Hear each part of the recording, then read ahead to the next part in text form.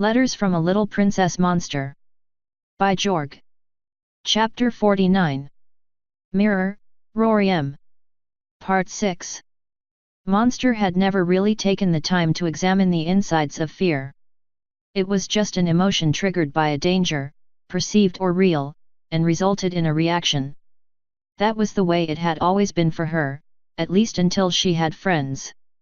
If the old monster had ever found herself strapped into a steel car and rolling forward out of the loading dock in the direction of a huge wooden mountain with a chain running up it, well, the results would not have been pretty, and she was fairly certain there would have been fire involved. Much fire. And a crater. The odd thing was that even though Monster was surrounded by enough fear that little crystalline bits of it wanted to materialize out of the air, there was a second emotion hammering around in her head. It felt so much like fear that she had mistaken it at first. She was torn between wanting to leap out of the car and dash away, and a burning curiosity to what the rest of the ride was going to be like. The car rattled onto the wooden mountain with a ratcheting clatter and a sharp thump before turning in an upwards direction and starting to climb. Her heart was beating so fast it felt like a hummingbird was trapped in her chest. It was exciting, terrifying, exhilarating, frightening, thrilling, chilling, and so confusing she did not know what to think. She knew what to feel, though. Pain. Diamond Tiara had clamped down on her foreleg with all of the strength in her little Pegasus body and was trembling with her eyes closed. Even the padded restraint that held them both into the car seemed to bend slightly from her grip.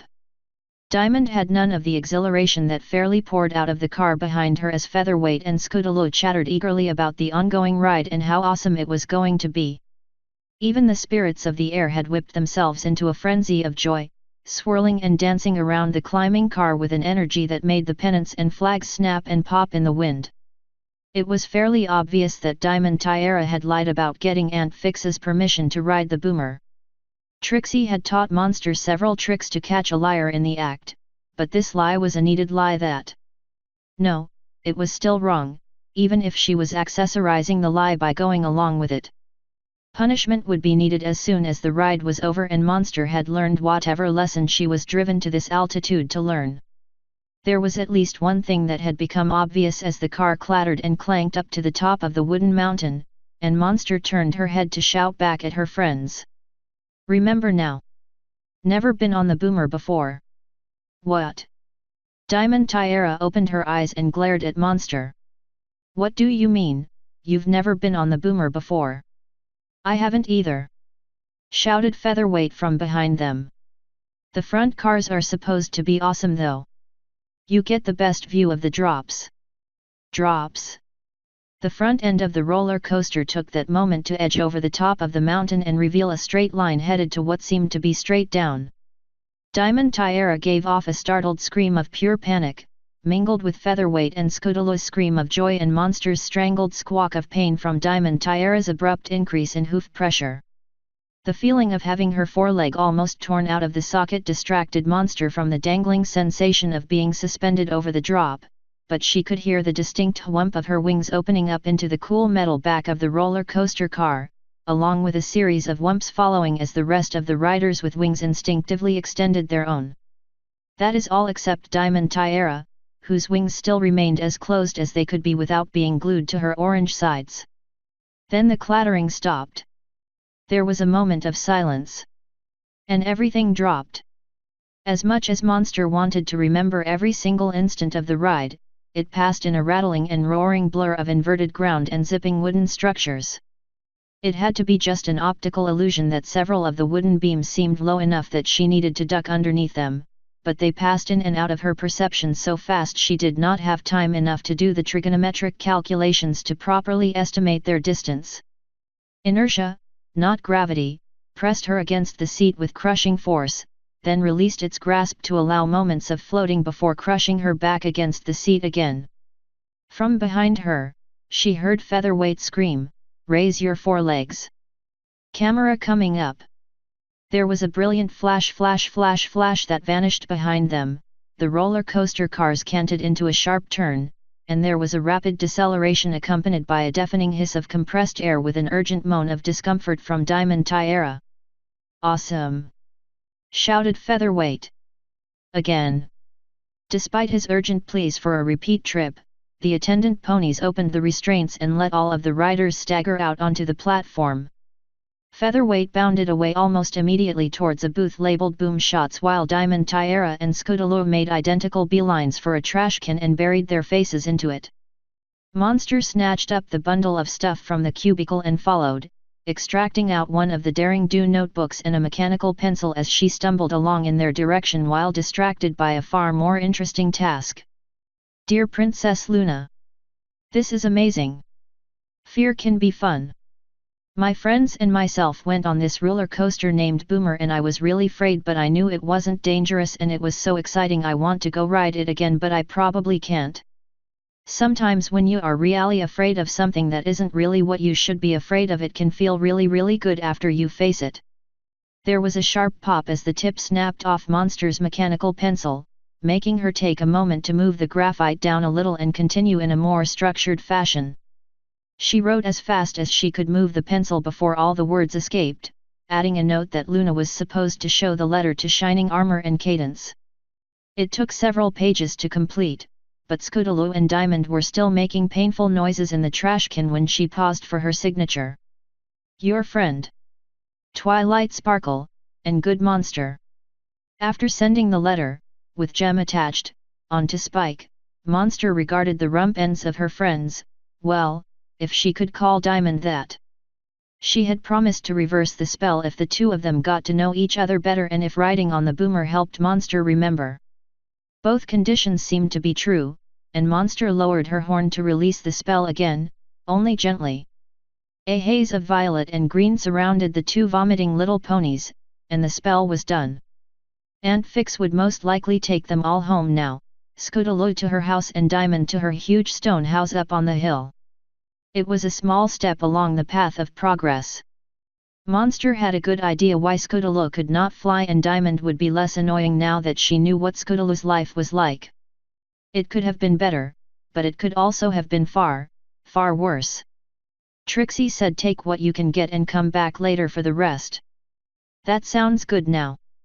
How many copies of the picture do you want, Twilight?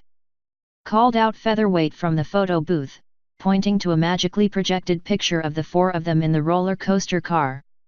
All of them had their hooves up in the air, although Scootaloo's were both over her greening face, and even Diamond Tyara looked a little pale. No, Scootaloo is looking pale and Diamond Tyara has her hooves over her face. Having the two of them swapped was getting confusing, and Monster was glad it was over now. She counted friends and family that she wanted to give the picture to so that they could see how far along the path her recovery had progressed, and added one just as a spare. 6, she called back. No, 8. Speaking of sick, said a voice from right over her shoulder, is that my niece over there with her face in the trash can? It was Scootaloo's aunt. In order to make sure Quick Fix would punish the right pony, Monster could not remain silent. The story of Scootaloo and Diamond Tyara's fight and subsequent transference just poured out in an unstoppable stream. Twist and Sweetie Belle stayed quiet as she talked except to offer confirmation of the more unbelievable sections and to offer a kerchief for Monster to blow her nose when she got frustrated with a word or two that would not come out. Quick Fix just stood there with a blank expression as the words flowed, taking the occasional glance at the little ponies who had just finished throwing up in the trash can, Monster's wings, and the afternoon sun. It's my fault, admitted Monster with a sniff into the kerchief. Diamond only lied to get back in her body. Go ahead and punish me. Taking a long, deep breath, Quick Fix lifted Monster's chin with one hoof so she could look into her eyes. Aunt Fix had nice cool blue eyes that reminded Monster of Shining Armor, right down to the concern and amused confusion that Monster could remember like a sharp thorn piercing right through her heart. Punish you? Asked Quick Fix with a wink. She slipped the yellow cape over Monster's back and whispered into her ear. For what? Scootaloo and Diamond Tyara have been together all day, and they haven't fought or yelled at each other or anything like I was expecting. Monster sniffed. It won't last. I put them back. Quick Fix regarded the two other bedraggled ponies as they plodded over in front of her. What do you two have to say for yourselves? I'm sorry, Aunt Fix, said the little earth pony. I should have known better. Daddy is going to sue you for every bit you own, snapped the little Pegasus. Oh, snap, said Apple Bloom. Zap harder this time, Twilight. Asterisk asterisk asterisk. Several fruitless applications of the spell later, Aunt Fix declared the problem was one which could be resolved better after a little thought and some time to rest her hooves. And a drink. Or several. There were a number of drink stands labeled on the big You Are Here map, mostly around the outside edge of Daring Do Pavilion, and the group trudged / bounced / fluttered in that direction with various levels of enthusiasm. Quick Fix had decreed that part of the punishment for Twilight's deception was to do something she did not want to do, so it seemed a photography session was going to be included in her future whether she liked it or not. Getting their pictures taken as the elements of harmony did not seem to bother Featherweight one bit, although Diamond Tiara continued to complain about not having a brush to tame her wind-tangled mane. Upon reflection, Monster could not consider the punishment actually that bad, although it still bothered her that the ponies in the amusement park knew that the 6 of them would be here today. There had not even been any forms to fill out for permission to use their images, which Monster had gotten to know quite well when dealing with the 5F1C Lemonade business. Still, getting her picture taken a few times should not be too difficult. She had gotten quite good at sitting in one place and trying to look as if she were comfortable, although smiling was still difficult and occasionally frightened other ponies. It would at least give her the opportunity to work on why dispelling the mind-swapping spell had not worked, even though she had tried hard enough with the dispelling spell that one of the park employees had come over to see what all of the zapping noise was about, and a slightly charred Scootaloo still staggered a little while walking. A freshly painted sign proclaimed Harmony Square in bright colors overhead as they lined up for various juices or frozen flavored water in the hot afternoon sun. Quick Fix was keeping a close eye on both Diamond Tiara and Scootaloo, which allowed Monster to slip into a nearby shadowed area and sip on her frozen sugar water Slurpee in relative quiet. There were a lot of little fillies and colts about her age or her apparent age circulating around the open plaza with parents in tow or being towed by. Behind or on top of each one was glitter from sparkling crowns and waving wands, mixed with pith hats and tethered balloons in among the little ponies, and some of the older adults too. It was a chaotic seething anthill of a scene that uncomfortably reminded Monster of the changeling hive, only the earth spirits beneath her hooves did not seem to notice any changeling in the area. The spirits were unusually happy though, dancing and flowing around beneath her almost as happily as the air spirits whipping the flags into sharp snaps and pops. Their joy even seemed to be contagious, as the little ponies all seemed to be waiting for something, and all looked up at the sound of some unseen pony's voice booming over the crowd. Fillies and colts of all ages. We here at Funland would like to welcome you to our afternoon exhibition where the elements of harmony will be available for photographs and autographs. Please form orderly lines and have your signature books ready as Funland presents, straight from Ponyville, the elements of harmony. Before Monster could get up the nerve to step out of her shadowed place of concealment, a wide gate in a nearby fence opened up and Rarity strode out. She was resplendent in a sparkling cape and dashing hat, but there was something odd about Sweetie Belle's sister.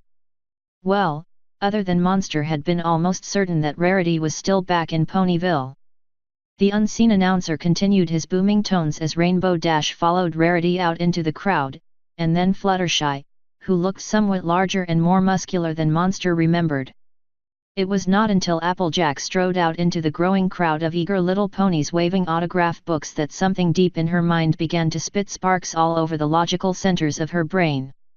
The broad-shouldered earth pony standing on the amusement park sidewalk looked a lot like Applejack, with the same cutie mark, battered hat and tied-up mane, although there was just a tiny difference in tint between the long flowing plait of yellow that came out from under the hat and the natural mane that flowed down the rest of her head, much as if some sort of artificial trickery was involved.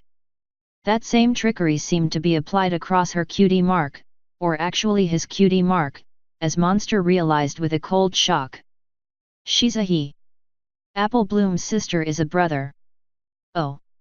All of the little mental puzzle pieces slid together with an almost audible click. The actor who was playing Applejack was bantering away with an intense apple bloom, and seemed to be considering backpedalling from his original open greeting to a slow crab backwards in the general direction of the wide gate labelled Funland staff only. Scudolo had cornered a different actress and was jumping up and down in huge bounds screaming Rainbow Dash! Rainbow Dash! At the top of her lungs, while Diamond Tiara had sidled up to the white unicorn, who had stopped next to a sign that read Temporary Elements of Harmony Main Styles and Cutie Marks, 10 bits. The rest of her friends and a horde of other little foals surrounded the Elements of Harmony, who were spreading out in the broad plaza, each with a park employee and a box of items by their side. Everything from plushy rabbits to plastic glowing jewelry seemed for sale and were being snapped up just as quickly as the little foals and their parents could produce the bits. Fluttershy was even selling little plastic bird whistles, which gurgled and chirped in a way that no self-respecting bird would ever believe, while Rainbow Dash seemed to be hawking a mixture of Elements of Harmony toys and some sort of lightning bolt pendant, marked down to half price.